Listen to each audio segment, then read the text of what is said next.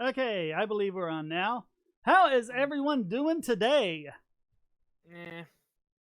Oh, that good, huh? Hey there, really. Yep, we got Jacob, Chris, and Pip so far in the voice chat. Pip says he can hear you, but it's extremely very faint. Huh. But you guys are hearing me all right, right? Yeah, I'm Yeah, hearing you fine. yeah, Although you're all right on my my voice- end. Okay. Although my voice is probably going to sound Sweet. quiet. Pipsqueak, turn up the volume. Yeah, it's obviously on his end because you're all hearing me through the Discord voice chat. But anyway, today is the D&D alignment test. We're going to find out what my alignment is, and I believe this was suggested by Jacob. Yes. Pardon my throaty issues this morning. All right. Deal. Yeah, so I'm going to assume that everyone death metal music. I'm going to assume that everyone basically knows how D&D alignments work. The quick summary is you have two axes, and one is the moral axis, good, neutral, and evil, and the other is ethical, lawful, neutral, and chaotic. And people have already been speculating as to what I'm gonna end up being, but we'll see. So now they're saying things like take the short quiz in character based on the character you're designing for the role-playing game. I'm going to take it as myself. And it assumes a typical D&D setting with fantasy elements and things like that. I'm going to take it like it's in the real world. Yeah. Like, actually saying, I don't know. I don't think the quiz I suggested. I think it might be better if you took it in a medievalistic setting instead. Well, we might have to adapt some concepts. In the real world context, it's just not going to make any sense. Yeah, well, we'll have to adapt it a bit, probably. Yeah. Yeah, Shane, can I say something real quickly? I saw Sure. this funny D&D thing, and it was making fun of Harry Potter wizardry, and it shows Voldemort, and he's like, I'm the most powerful sorcerer in the world. I have the Elder One, and I'm a master of all three of the unforgivable curses, and I can create Horcruxes. And a D&D wizard is just snaps his fingers and summons a meteor barrage on him. Yeah. Yeah. Yeah. A lot of people who are into fantasy, often criticize Harry Potter by saying their magic is weak. They're just throwing sparks at each other. In places like D&D, you can summon demons. You can rain hellfire on your opponent. Yeah, but I mean, you've got a lot of story problems that come in when things get too powerful. Well, yeah, So, I see that. I mean, and they are ultimately children's books, Yeah, it is true. I mean, what would the point? What would the point of Horcrux hunting be if you could just summon fire meteor shower on Voldemort? It'd be over like that. So they say you'll undoubtedly want more information about the question and more options than the answers presented to you. Just do the best you can and skip a question completely if you're totally suck. I'm interpreting that to mean if you're a pedantic schmendrick who complains about questions being worded badly and you should feel bad to just chill out. It's just a game already. So, message received. Yeah. No, but Jade, it's a game that teaches children how to summon demons. That's what that'd my be pastor cool. told me. That's what my pastor told me. That'd be cool, actually, summoning demons. I'd want to know how to do that. Yeah, that'd be funny. There are supplements that let you summon demons. That'd be funny. Yeah, you're performing that ritual and a demon shows up, and instead of being all evil and all that, he's like, "Oh, what do you want? Why do you mortals keep calling me at this time of the hour? What God, I can't even get a shower these days." Yeah, he shows up. I've got a dinner party I'm trying to set up for. Yeah, it's like, what do you want? Do you want wealth? Do you want wealth? Do you want immortality? Because it's gonna cost you, okay? Oh, we just wanted to see if it would work. Listen, mortal, unless you're willing to sell your soul for immortality, don't call me! All right, so it says some of the questions are interested in correlations, not the behavior. For example, lawful people tend to work at secure jobs. This doesn't mean that working a steady job makes you lawful.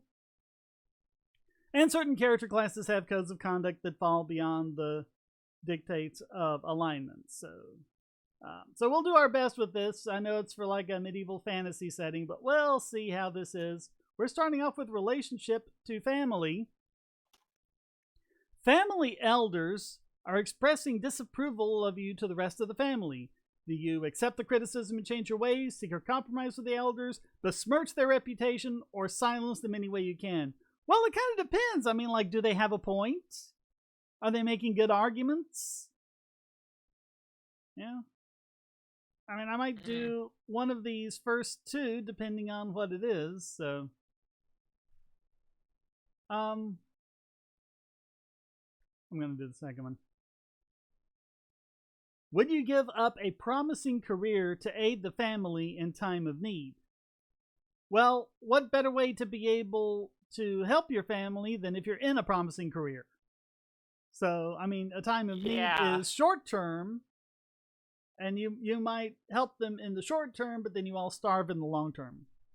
So that's a that's a balance there. No. Well, no, I'd say if I was able to return to my career soon. Very badly worded, in my opinion. Well, it's not so much that it's badly worded. It just doesn't really have, have some really good options to it. Oh yeah, it's one of those questions where it's like you have to be largely the extreme of all 3 points. You have to be an extreme right here, extreme in the middle, or extreme on the other side. Yeah. Yeah, there's that's no where it's in trying between. to place you. Yeah. Yeah. Would you betray a family member to advance your own career? What does betray a family member mean? I think I probably wouldn't do that. Do you respect the leaders of your family? Depends. My family isn't that out of touch with reality, but it's not really the top one either. Sometimes they're role models, but a lot of times they're out of touch. I don't know. I think I'll do this one. Yeah. Are your parents still alive, Shane? Or my mother is. Oh. How's she doing? She's doing well. It's amazing. An 80-year-old woman, and she's still, she's still going around doing all sorts of stuff. Very active. That's what freedom does to you. Mm-hmm. Well, I mean, even when I was growing up, 80 years old meant that you were infirmed and you had to sit in a chair all day and stuff like that. And yeah, I mean, actually, I saw this about healthcare, but actually, this one guy pointed out how life is getting better, and he says, and this one doctor says, proof that life is getting better is, I see plenty of people who are like in their late 70s, early 80s that are going around. They're still, they're actually going to gyms. In fact, some of them still work, whereas when I was a kid, if they were in their late 70s or early 80s and they were still alive, they'd be spending the majority of their time in a hospital bed with their eyes closed. Well, I mean, it's like, I'm 51. I had no idea when I was growing up that I'd feel this good and be this active at 51. I mean, even with the accident and the chronic pain, you got to kind of factor that in. But I mean, I'm getting around pretty good. And, when I was growing up, your 50s, well, that was the time you were starting to slow down. And I don't want to slow down. Yeah, that's when you were slowing down, and you spend most of your time inside watering your garden and screaming at the next door neighbor kids because they kept riding their bikes on your lawn. Yeah, well, that was more of a 60s than 50s. But anyway. Yeah. If your family had arranged your marriage to someone loathsome, I would not go through with it. I might subtly work against the union. But I can see for fleeing as well. Because if your family would do that to you, you're probably better off without them. Run. Yeah. Just run away. Just run away with that American, with that handsome rich American man you found on the internet. Yeah. I know, but I mean, if you flee, you're giving up a lot of other. I don't know. I'll say flee. Yeah. I'm kind of in between those two. I understand the bond of the family, but it's sad about how I see like some of those people who run away. Stop. Wait. You have to consider this is the D&D world, so you can like flee and like strike it rich as an adventure. That's true. Yeah. Like this would be kind of the thing that would like start your career, so to speak. You're estranged from a family member on his deathbed. You speak to him but hold your ground, refuse to speak to him, discuss your estrangement, or actively seek reconciliation. Kind of all depends on what we're estranged about, but I think you just discuss it openly. Yeah. Yeah. Yeah, I mean, like, if it was just a disagreement we had, over a career decision, then I can understand reconciling him. If he molested me and never apologized, and while he wants reconciliation, he refuses to apologize, I'm pretty sure I'd be bitter about that, Depends I think on it would help to Answer the question that would most apply to you. Yeah. So, okay, relationship to friends. A powerful but corrupt judge offers you wealth if you'll testify against the friend. Let's see, like, condemn your friend, take the money but keep your testimony ineffective. Refuse the offer and refuse to testify. Testify on your friend's behalf no matter the consequences. Well, Irish saying take the money, but stink at it. Right. Just testify completely the opposite way that they want you to. Yep. Yeah, that's a good way. Yeah. Yeah. I mean, what's he gonna do? Is like, objection, Your Honor. He's not doing what we bribed him to do. Yeah. Well, the judge doesn't object, but. Do you become close to friends or hold most people at a safe distance? I have some close friends. Quite a few. Have you ever betrayed a friend? Never would. How do you view lifelong commitment to a single romantic partner? I'm waiting to find such a romance. It would be ideal if it's achievable. I'd worry I'd miss out. Or a huge mistake. Well, I've got that. I'm not just waiting to find it. I've already got it. So. Well, you've already been divorced once before, so. Well, that's true. Yeah. But this time I think I got it right. Okay. Fingers crossed. Yeah. Fingers crossed. Do you insist Hopefully on... she's not like the first 50, one. so. Do you insist on repayment when lending money to friends? I mean, if it's just like, hey, can I borrow $20? I mean, I'm not gonna... Yeah. I'm not gonna ruin someone's life over it. Yeah. Just by your personal experience. Yeah, it's like if the guy just wants to buy our $5, that's fine. But if he comes to me and says, "Hey, dude, I got this excellent idea. I'm gonna start up a business where we sell, pudding cups." It's like, okay, what's the deal? And if it looks like it's profitable, fine. But I do want that money back then. But yeah, you're gonna want to make your investment back in that case. Yeah. Yeah, it depends on what they're asking money for. Are you still in touch with childhood friends? Yes, we try to keep in touch. Social media makes that easier, which doesn't exist in the D&D universe. Yeah. But... No, you got crystal ball and divination. You're breaking up there, Message. Jacob. I didn't get that. No, there's all kinds of spells that can help with that. All right, relationship to community. Do you donate time and money to approve the... Well, I kind of don't have much to spare, but I do some, so yeah. Your community is threatened with invasion. Do you defend it to your last breath, man the barricades, flee, or cut a deal with the invaders? I'd man the barricades. Yeah. Defend it to your last breath. I'm not that courageous, but... Yeah. But I defend my family. If you were injured and required immediate assistance, would members of your home community agree to help? I don't have to ask that question because I was and they did. So. Really? So your neighbors helped you when you were injured? Or? Oh yeah. Well, after the accident, they did things like they came and they built a wheelchair ramp up to my mom's house because that's where I was recovering, and just all sorts of things. And both the libertarian community and the skeptic community was raising all sorts of money for me online. I mean, it's just amazing. It's amazing how good people there are out there in the world and in just your neighborhood around you. Most people. Oh yeah, we see that in the online community all the time. And actually, it's funny how someone brought up Yu-Gi-Oh because I read this really touching story about the guy who does Yugi's voice in the English dub. Apparently he's a famous voice actor who does a lot of dubs, for anime shows. Well, his wife died giving birth to their twin boys, and he had to tragically announce that because of the death of his wife, and he had to raise his boys as a single father. He wouldn't be able to work anymore, and the anime community actually started, fundraisers to try to give him some financial support to help him raise his boys because he couldn't work because he had to raise them. Yeah. Yeah. Yep, we see a lot of that. Do you respect the laws and authorities in the community? Yes, without question. Yes, they're the best way to government. When it suits me, there are some I don't agree with. I don't pay attention to the authorities. They've got no hold on me. I think this third one is closest to a line that I love from Heinlein's The Moon is a Harsh Mistress. I think I've got this memorized. It's, I am free no matter what rules surround me. If I find them tolerable, I tolerate them. If I find them too obnoxious, I break them. And I think didn't you say the Constitution actually allows that? Like, if there's a supreme law of the land that violates the Constitution and interferes with your rights, you have every right to flat out say, you know what, I'm not going to follow.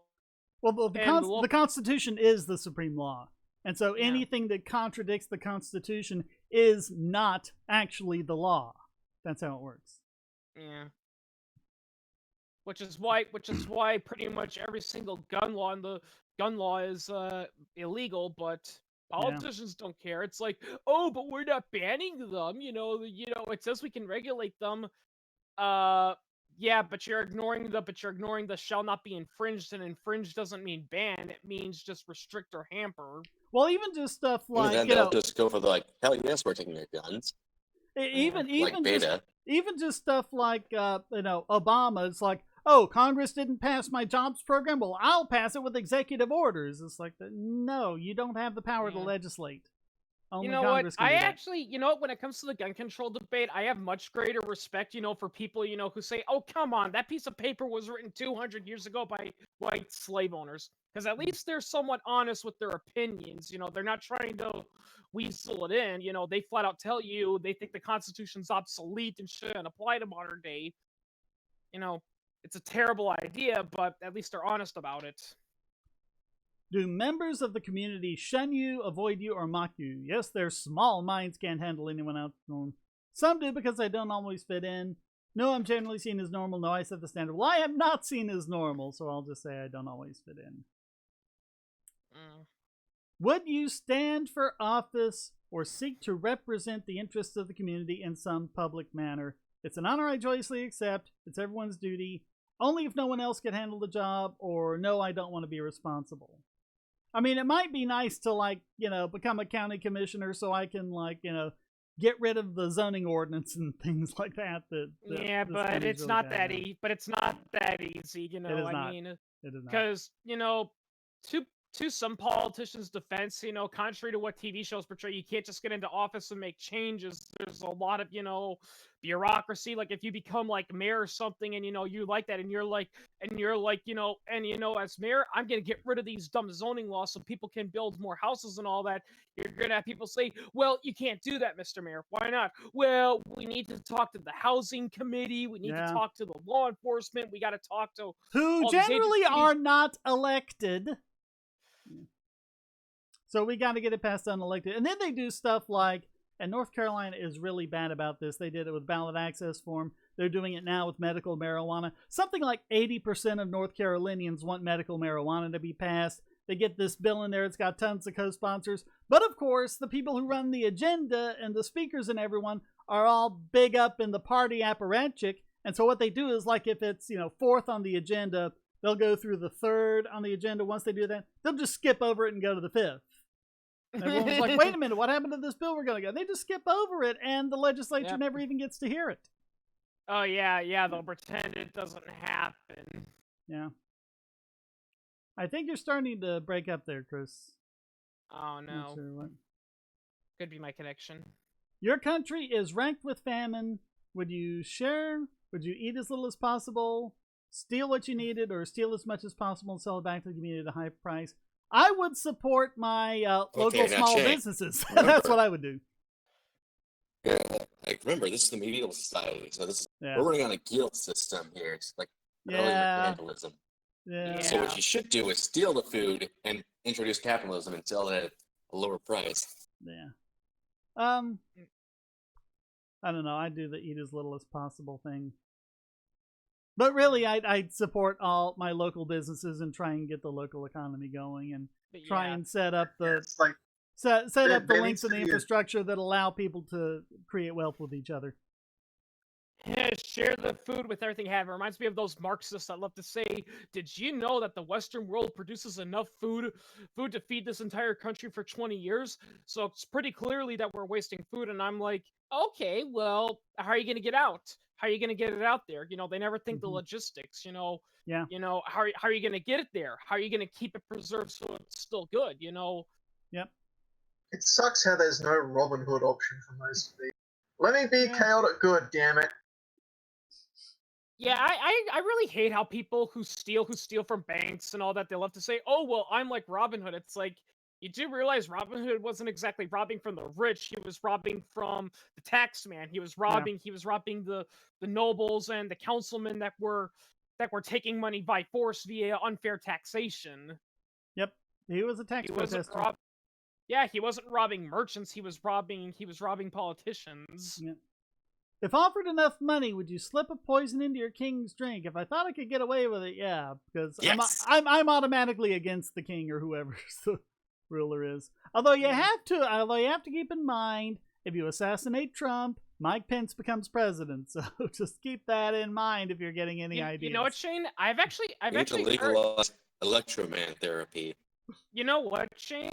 I've actually heard that presidents they often deliberately pick, crazy people to be their vice president as a form of protection, saying, if you want to kill me, go ahead, but if I die, my vice president becomes president, and you think I'm bad. Oh, wait till you see this guy. Well, that would explain Dan Quayle, so. Yeah.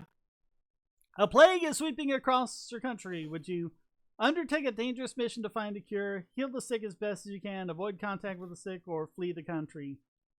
I don't know.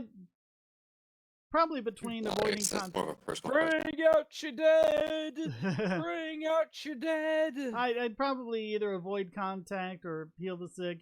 Get a work. With I'm not a virologist, but I mean they probably need someone to handle test tubes or something like that. But, yeah, I don't know. Avoid. You have to be like avoid it. Well, if you think about it, plague doctor outfits. If you think gloves. If you think about maybe it, gloves. If you think about it as a universal ethic, avoiding contact, if that's what everyone does, that would actually be the best thing because that would stop it from spreading. Yeah, but that's impossible because we live in a society where you could be exploding bodily fluids out of both ends, have a dangerously high fever, and your boss is still going to say, "Well, that's not an excuse. Get your ass into work." Yeah. Why do bosses do that? It's dumb. It's dumb. Yeah, my wife's work doesn't do that. She'll send people. It's like, you're sick, go home. We don't need you getting other people and customers sick. Yeah. You have a cough, you go home. And the thing is, I don't want to scare anyone, but I work at a pizza place, and we have people coming into work sick all the time, and they actually will scorn you if you. It's like, so you're sneezing, you're coughing, you got a fever, and you got to run to the bathroom every 5 minutes, and there you are handling the food. Oh yeah, because especially if you're handling food. And it's like, oh, but if we call in, that's less money we're gonna make getting profit. And I want to say, yeah, and if the health inspector traces the disease back to us, they're gonna shut us down, and that's really gonna hamper your ability to make money. Well, and how many customers do you think are going to be coming to your store while they're sick? If they're not sick, they might come, another 3 or 4 times that week. If they're at home sick, they're not coming at all. Yeah, why can't business owners get that? You're not productive when you're sick, I mean, I think it goes back to the sunk cost fallacy in the seen and unseen, I don't think it's business owners. I think it's middle management. People promoted to the lowest level of incompetence. Yeah, usually it's district managers, You usually get promoted to the level of your income. Yeah, I mean the like biggest a rung below, you're usually fine. In my opinion, Shane, businesses shouldn't have like those quote unquote district managers, and if they do, they should not have the ability to dictate what rules go into a store because 90% of the time they're not in them enough to know what the hell's going on, and they make the stupidest decisions ever. Yep. Do Here's a gimme. Do you respect the lawful authority of the rules of the land? Yeah. I think that's gonna be no. Again, depends. If they allow me to be a free person, fine. If well, not, but then are they a ruler? No. But then are they a ruler? Are they a ruler if they allow you to be free? What does really mean? If you were offered a reasonably lucrative deal, would you spy for a hostile foreign power? Well, I don't like the foreign power any more than I like my power. And I don't know. My nation could stand to be knocked down a peg, maybe. Yeah. Yeah, I'll do the top one. I know it says you can skip them, but I'm going to try to answer all of them. Do you rely on the government to enforce contracts and property rights? Yes, because maintaining the rule of law. Maintaining the rule of law is more important. Yes, because the courts are best equipped to handle such disputes. Are you kidding me? The government can't even pave roads. Okay, that's the one. True that. That's True the that. one. And if I can't defend it, I don't deserve to have it. Yeah. Again, this reminds me of those Marxists that say, "Oh, capitalism needs a government." Why? Oh, because they need it to enforce property rights in the hierarchy structure. No, they don't. Can't even pave the roads. Yeah. People do that voluntarily. It's like we need government to make But roads. what about the roads? Like, They can't pave the damn things. Yeah, we need government to make the roads. Have you driven on the roads? You know. Yeah.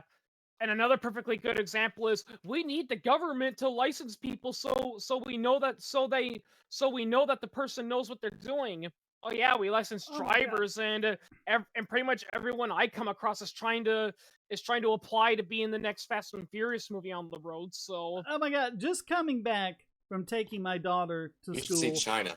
traffic is just so backed up. It's only a couple of miles, and it takes me like half an hour to get back from it. The road needs to be widened, but the plan is not to do that for another 6 years, and it should have been done like 20 years ago. You know. yeah. I mean, could you imagine if, like, Apple had done that with the iPhone, or with Android? There was like, the Android was like 80s era technology or something like that, and how long would they last before a competitor came in and did it better? Yeah, but the government is like AT&T back in the 70s when they were a government-backed monopoly. They don't care because they don't have to. Or Google today. Well, Google's getting some competition. Like there's DuckDuckGo and stuff like that. Yeah. Oh yeah, they're not monopolies. Just use the alternatives. And I mean, it's not the case. People talk about the network effect. What does other people using Google mean that you can't use DuckDuckGo? And just use them. Just use them. Yeah, DuckDuckGo is actually a lot better than Google too. It is actually. Well, the Google image search is better. I'll use Google for images, but I use DuckDuckGo for everything else. Yeah. Well, actually, I use Google for images and for scientific journals. But, If imprisoned, would you injure or kill others to escape? Well, The guards? depends. Yeah, If yeah. it's the guards, then maybe, because contrary to what prison dramas portray it to be, it's actually the guards that are doing the hitting and the soap dropping, not the prisoners. Oh yeah. Yeah. They're far more likely to be raped by a guard than a fellow inmate. Do you accept a noble's right to treat badly the serfs who work on his land? What's the biggest no on this one? No one has the right to treat another badly, period. You have accidentally committed a crime. If you can accidentally do it, is it a crime? Well, we do it all the time. I mean, it's been shown just by Oh, there's manslaughter. But that's not the law. That's scribbles on paper made by politicians. In the Bastiat sense of the law, you have to have the courts actually say mens rea, which means you have to have the deliberate intent to do the harm that the law is there to prevent. Yeah. So. Even then with manslaughter, with involuntary manslaughter, I think, Jacob, the thing with involuntary manslaughter is that, yeah, you didn't intend to kill anyone, but still you deliberately took actions that made the situation dangerous. Like a good example is getting super duper drunk and then telling your best friend, "Oh, come on, let's go home now. I'll drive you." Yeah. Because you probably weren't intending to kill your friend, but you deliberately got yourself wasted and got into a car and chose to drive. You undertook the dangerous activity that led to the problem. Yeah. That's why, sorry, ladies, if you get drunk and have sex, you know, you usually, unless you're unconscious and the guy touches you, you can't make the argument, well, I was drunk and couldn't consent. Try doing that to a drunk driver. Telling the person, well, I didn't consent to driving. I was drunk and wasn't thinking clearly. That's not going to fly in court. Yeah, they're going to tell you, no, you chose to get drunk and then get into your car, you know? Yeah. Let's put it as a general principle. Shane, If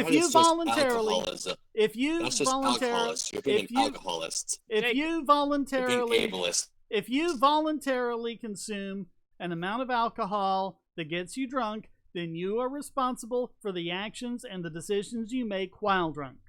Yeah, there was actually that one Australian. There was actually that one Australian feminist who was on our site, and she actually said that they asked her, well, what about a woman who gets drunk? You know, who gets drunk and has sex? Isn't that exploiting women? She's like, well, no, because drinking and having sex are inherently risky behaviors, and you got to put that in consideration. So I'm sorry, you can't come crying to me if you go out and get drunk and wake up the next day with a really bad hangover next to a guy whose name he can't remember. Yeah. Now, to reiterate what Chris said earlier, we are not talking about a situation where she's drunk and passed out and a guy has his way with her. That's rape. That is rape. Yeah. Yeah, we're just talking about, you know, you get super duper wasted and another drunk guy comes along and says, hey, honey, you want to go back to my place and screw? And she goes, hell yeah. You know, maybe if she was sober, she would have said buzz off, but she deliberately chose herself to get her to a state where she could say something like that. So, if guilty, would you confess to a crime? Confessing is generally really bad, even like taking a plea deal. If you look at all the statistics about plea deals, prosecutors... This is the medieval society where most punishments are basically execution. Yeah, I mean, I'm sure in medieval society it was a lot worse. Get your hands chopped off. Yeah. Yeah, they were really execution happy back in those days. They were just like, oh, you stepped on the king's prize flower, chop his head off. Well, some people are today because they say, oh, well, there should be the death penalty for child molestation. And the thing is, we tried that back in the 19th century, and the result was after they were finished with the child, or after, you know, the heat was on and the law was after them, they just murder the child to get rid of a witness. Why not, if the penalty for murder isn't any greater than the penalty for child molestation, if it's already the death penalty? I've actually heard that's actually the reason why death penalty states tend to have higher, you know, murder rates than non-death penalty states for that exact purpose. You know, if a guy is robbing a bank and he steals millions of dollars, and the state says if you steal that much money, you can qualify for the death penalty, what are they going to do? Yep. They're going to kill all the witnesses and any police that they try to arrest them because they don't want to go to prison and die. You know, the penalty for murder has to be greater than the penalty for other crimes. So. Yeah. Otherwise, there's no incentive not to murder witnesses and stuff like that. Yeah. Would you express a revolutionary political opinion if threatened with punishment? I'm going to choose speak the truth on that one because that's all I really do. Mm. Let's see. While traveling, you witness an assault. You're ordered to testify, which will delay your travels. Slip out of town, deny everything, remain reluctantly, or remain at the trial. I'd probably just remain, testify, and leave. Yeah. All right, what is the best use of wealth? Well, it's to invest in businesses so they can expand and hire people and create jobs. I don't think that's an option here. Help the destitute and less fortunate. Provide for the needs of friends and family. Stay on top of the heap yourself. And keep others from climbing down. I'm going to do the second one.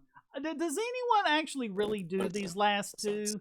The whole thing about, oh, well, they're just racking up all these billions just so they can keep score. Are any billionaires actually doing that? Yeah. I don't know. That sounds like a great myth. The thing about net worth is, like, most of that is in people's assets, not money. Yeah. And you'd be surprised how much you have in net worth. You know, your house, your car, your computers, your books, all sorts of stuff like that.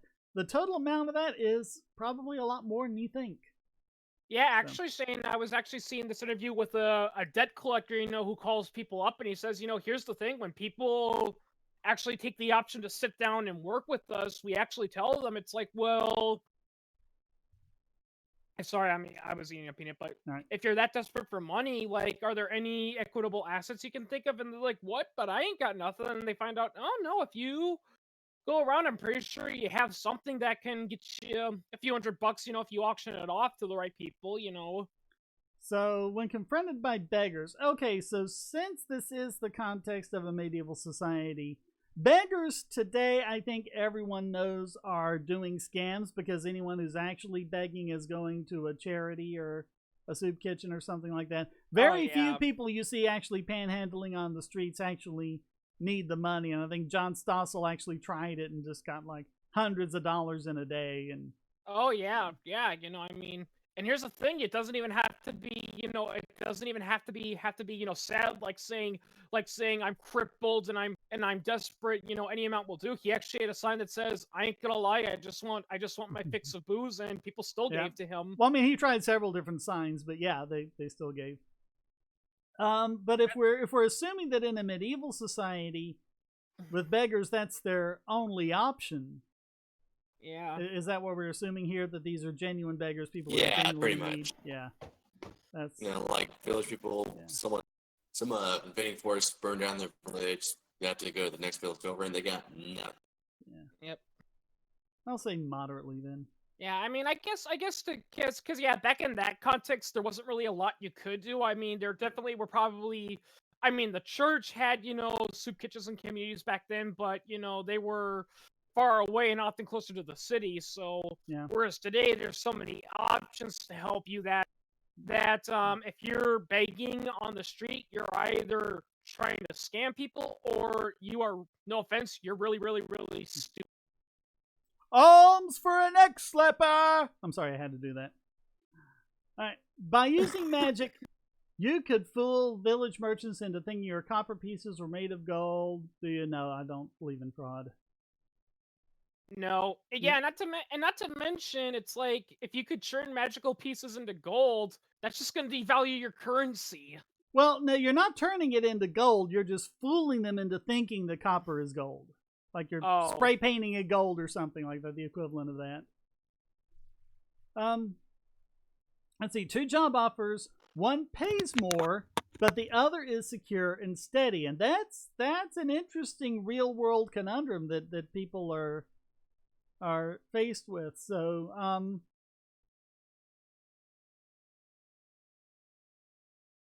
I think a lot of this is just going to depend on what the 2 jobs are and how it balances out. And I mean, if the job is lucrative enough, or even if you lose it, if you've made enough that you're set for life and you don't need the steady job, no. But I'd say it's between the middle 2. Lucrative job, but I'd look into the secure job. What's the best path to wealth? Luck in being at the right place at the right time, staying flexible, following a long-term plan, hard work, and persevere. Well, I think it's definitely staying flexible. Especially in the kind of market we have today where you never know what's going to be profitable from one year to the next. If you accepted a job or contract, would you try to finish the task even if it got much more dangerous? Well, this kind of depends on what the contract says. If the contract specifies that there are these dangers, then yeah, you need to stay with that. But I think the context of this question is you're taking what's supposed to be, a fairly simple job, and all of a sudden there's all these dangers involved. So yeah, renegotiate. That's that. It's like an adventure. Yeah.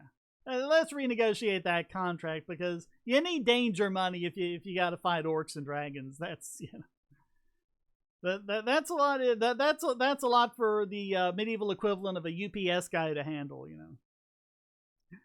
All right, shall we see what I am then? Submit. Chaotic neutral. I submit. Chaotic neutral. Chaotic neutral. How about that? Yeah. All right. A chaotic neutral character follows his whims. He's an individualist first and last. Yep. He values his own liberty, but doesn't strive to protect others' freedom. Well, no, because if you value your own liberty, then you need to protect the liberty of others. That's how it works. Avoids authority, resents restrictions, and challenges traditions. Yep.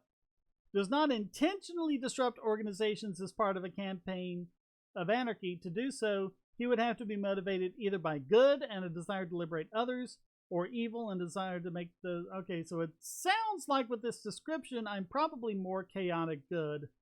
But so many of those questions were borderline, so who knows. The common phrase for chaotic neutral is true chaotic. Remember that the chaotic neutral character may be unpredictable, but his behavior is not totally random. He is not as likely to jump off a bridge as to cross it. Chaotic neutral is the best alignment you can be because it represents true freedom, both from society's restrictions and from a do-gooder's zeal.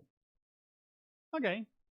I think based on those couple of caveats, it's probably more accurate to say I'm chaotic good. So I'll probably take chaotic good over chaotic neutral. But... All right. Okay, so that's that. Anything else for anyone to say? Not much going on in the chat, just about that Yu-Gi-Oh guy that you mentioned, Chris, and I'm not really sure who that is. Pip, did you ever get your microphone going? That's my microphone's fine. It's just I can barely hear you. That's Yeah, I think that's something on your end. Yeah, I mean, I can turn everyone down or up, but I can't just turn myself up for one person. If I turn it up for you, then I turn it up for everyone in the voice chat and the live stream. So, well, I mean, I can do the live stream separately, but. All right. Any parting thoughts then?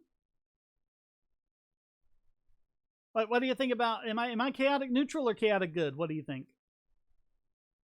Oh, chaotic good. It's pretty funny. I would caution against always assuming that anarchist would be chaotic good, because lawful does not necessarily mean you always follow the laws that are in place where you are. It can be just as much of following your own personal code of honor, which could absolutely conflict with local. You know, it's pretty funny because it's pretty funny because when people think of that chivalrous personally, so. You know, the thing with chaos is that when people think of chaos, they often think of, society burning down, people running around raping and each other, but that's not true. Scientifically speaking, chaos doesn't mean disorder. I mean, it means the Mandelbrot set. Yeah, it's like, just look at our own universe. Our own universe is 99.999 repeating chaos. And what we're not on the tiny sliver of the universe that's order. We're on the tiny sliver that's that border between order and chaos. Because perfect order is something like a crystal where nothing happens and it's boring. Pure chaos is just pretty much randomness, but it's that little part in the middle. I had a video like this that ended up being taken down for really dumb reasons. Because I was playing, I think it was Debussy's Arabesque No. 1 or something like that. And I was making the point, and everyone kept copyright claiming it. It was just crazy. But I was making the point that that's what music is. If music were ordered, and I just press the same note over and over and over and over and over again, which also got copyright claimed. I don't know what that was all about. But then I said chaos is like this, and then I played a whole bunch of notes at random, and I think there was a copyright claim on that too. But then I said in the middle, you have Debussy. Copyright claiming you. I think that's just YouTube fucking up. Well, it is the content ID system. It found a few seconds that it thought matched this. But, I mean, this went on, I don't know, for over a year. Just dozens and dozens of copyright claims over 4 or 5 little second snippets of, Debussy's Arabesque that just happened to match what this other piano player did, and it just ended up being taken down. It's like my old bandmaster used to say, what's written on the page are notes. It takes a conductor and musicians to create music. Yeah. And so, I mean, two people who play Arabesque No. 1 are going to play it differently. But what it was there might be a few seconds where I just happened to play it the same way as this one other piano player that was in their content ID system. Because Debussy is public domain, but you still have the copyright for the performance, and that's what kept getting. And I mean, we've seen other ridiculous stuff like that, like the guy who posted white noise and it got a copyright strike. Yeah. Oh yeah. Well, the funny thing about music, and I think South Park pointed this out, if you waste all your time and resources, trying to protect your music, you're never going to end up creating anything because Well, that was why Mozart and Beethoven created so much music as opposed to the guys in Britain who had copyright protection for their works. Beethoven didn't, so he knew that as soon as he finished one symphony, he'd better start working on the next or work on a piano sonata or something like that. He'd better keep cranking them out. I think Risen TV pointed that out. The reason why we hear a lot of German, Austrian, and Italian composers is because of that. It's because they had little to no copyright protection, so they had to keep working. Yep. Whereas the reason why we hear very, very few, British and to a lesser extent French is because they had tougher copyright laws, so composers had far less of an incentive to keep creating because they either were afraid they'd be sued or they felt, I can make one every now and then, no one can copy it, and I get all the royalties, so I basically have a monopoly on that song, so why should I make another one? And if you want to know what the end result of all that is, just look at Hollywood today. And look at the movies they're putting out. Very little original content, all glitzy and expensive and everything else. I mean, even Disney is remaking their own movies. Yeah. I don't know if it's true or not, but I've heard from rumors from some of the people on the inside, the reason why they're making all these controversial SJW things isn't because they actually believe in it. It's just because they're desperate, because they can't create original content anymore because they destroyed the public domain, so they're doing anything to get people to watch their movies. That's what a lot of people are saying. It's like, instead of taking an existing character and making them black or female or whatever, how about creating a new original character? It's like, original characters you haven't used yet, like Night Thrasher. Yeah, a good example is Ultimate Spider-Man, because in the Ultimate Marvel Universe, Spider-Man's a black kid, and people hated that, and they're like, oh, why are you against black people? They're like, no, we're not against, a black superhero. What we're against is the thing is, Spider-Man is Peter Parker. He's not this black Muslim kid. He's Peter Parker. Yeah, he's from a different culture than if you want to make white kid from Queens who can look across the water and see Manhattan, that's different than the black area of the Bronx or Harlem or wherever. Yeah. Luke Cage is a good example. Luke Cage is from Harlem, and his character is steeped in that culture. Yeah. Another thing I didn't like changing in the Ultimate Universe was what they did to Nick Fury, and they made him black. Now, to be fair, it wasn't that they made him black. It was that they made him look like Samuel Jackson, and I'm like, well, congratulations, you just destroyed his character now, because now I can't see Nick Fury. I see Samuel Jackson. Yep. Yeah, thanks for typecasting a well-loved Marvel character now. That said, I actually did really enjoy Into the Spider-Verse, even though that had a different Spider. Yeah, but still. But it's not. The reason why that was good was because they actually created a character. They didn't just say, "Oh, he's black now," or "Oh, it's the superhero is a woman now. Deal with it." It's like, no, they actually created a new character to be the successor Spider-Man, essentially. Yeah, well, that's what they did. Why it was a great that's movie. What they've done. And I especially like the part where Peter Parker and what's the new guy essentially have a little bonding moment with asking which part of New York they're from. Well, that's how you do excellent characterization. Yeah, but that's what they did. With Captain Marvel. There've been a few Captain Marvels, and they basically swapped between being male and female.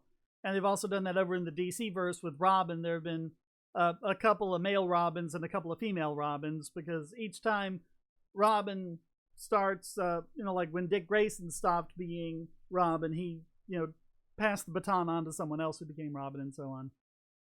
Yeah, Jason Todd died, and then it was Nick Drake, and